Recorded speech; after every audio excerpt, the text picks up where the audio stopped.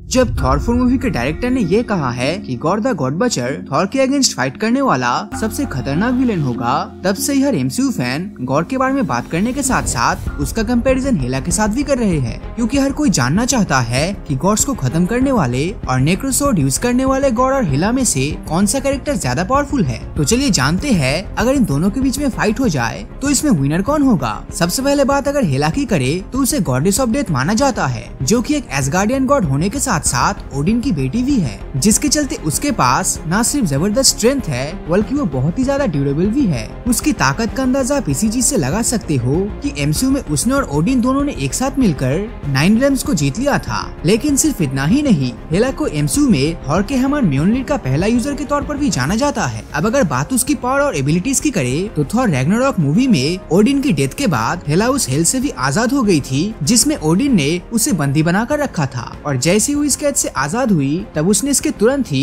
Ash gourd को rule करना भी शुरू कर दिया। हेला ने अपनी पावर से न सिर्फ म्योनलिर को तोड़ डाला था बल्कि एक फाइट के दौरान थॉर को काफी ज्यादा इंजर्ड भी कर दिया था, और तो जब थॉर ने उस पर अपने लाइटनिंग स्टॉर्म से वार किया था तब भी हेला को उसका कोई असर नहीं हुआ। वैसे दोस्तों, हेला सिर्फ अपनी जबरदस्त पावर और एबिलिटीज की वजह से ही स्ट्रॉन्ग नहीं है, बल्कि पावर्स के साथ साथ मैजिक का कॉम्बिनेशन उसको और भी ज्यादा पावरफुल बना देती है। दरअसल हेला अपने मैजिक से डेड बॉडीज को भी जिंदा कर सकती है, और उसने थॉर रैग्नारॉक मूवी में ऐसा किया भी है, क्योंकि उस मूवी में हेला ने अपनी पूरी आर्मी को जिंदा कर लिया था। खैर ये तो मूवीज की बात थी। अब अगर मार्वल कॉमिक्स की बात करें तो हेला ने कॉमिक्स के अंदर अपनी पावर से एक ड्रैगन को भी क्रिएट कर लिया था, जिसके ऊपर बैठकर वो अपनी पूरी डेथ आर्मी को लीड करती थी। हेला का हीलिंग फैक्टर भी कमाल का है, और वो अपने नेक्रोसोर्ड से किसी भी वेपन को समन कर सकती है और अपने एनिमी पर अटैक भी कर सकती है। और इन दी एंड हेला के पास अपनी पावर से पोर्टल क्रिएट करने की भी क्षमता है, जिसकी मदद से वो किसी भी जगह पर टेलीपोर्ट हो सकती है। अब अगर बात गॉड द गॉड बचर की करे तो गॉड भी एमसीयू का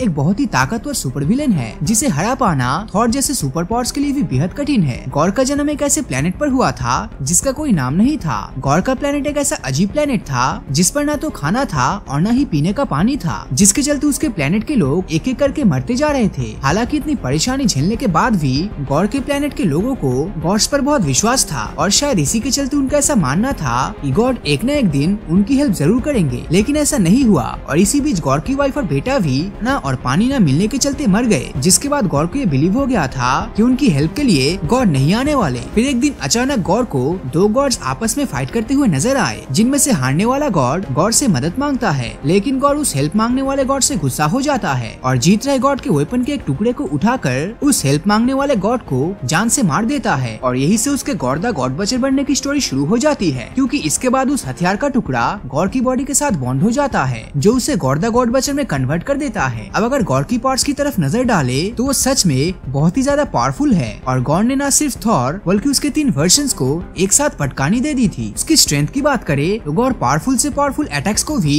बेहद आसानी से झेल सकता है, और कॉमिक्स में उसने ऐसा करके भी दिखाया है। दरअसल थॉर से होने वाली फाइट के दौरान थॉर गॉड के ऊपर 2 म्योनलिर के साथ लाइटनिंग स्ट्राइक करता है, पर इसके बावजूद भी गॉड के ऊपर इसका कोई असर नहीं होता। वैसे ड्यूरेबिलिटी में भी गॉड का कोई जवाब नहीं है, क्योंकि जब तीनों थॉर मिलकर उसे सूरज पर फेंक देता है तब वो सूरज की हीट को न सिर्फ झेल लेता है बल्कि अपनी पावर से सूरज को तबाह भी कर देता है। अगर गॉड के वेपन्स की बात की जाए तो उसके पास भी हेला की तरह नेक्रोसॉर्ड मौजूद है, जिससे वो न सिर्फ बहुत से गॉड्स का खेल खत्म कर चुका है बल्कि इसी सोर्ड की मदद से वेपन्स और मॉन्स्टर्स की आर्मी भी क्रिएट कर चुका है। नेक्रोसॉर्ड की वजह से ही गॉड का हीलिंग और रीजनरेशन फैक्टर भी कमाल का है, क्योंकि एक बार थॉर ने गॉड के बॉडी के टुकड़े टुकड़े कर दिए थे, लेकिन इसके बावजूद भी वो पूरी तरह से ठीक हो चुका था, जिसके चलते ऐसा माना जाता है कि जब तक गॉड के पास नेक्रोसॉर्ड है तब तक उसका बाल भी बांका नहीं किया जा सकता। हेला और गॉड के ओरिजिन और पार्ट्स को जानने के बाद अब अगर इन दोनों की फाइट करवाई जाए तो बेशक ये फाइट एमसीयू की one of the most brutal fight साबित होगा,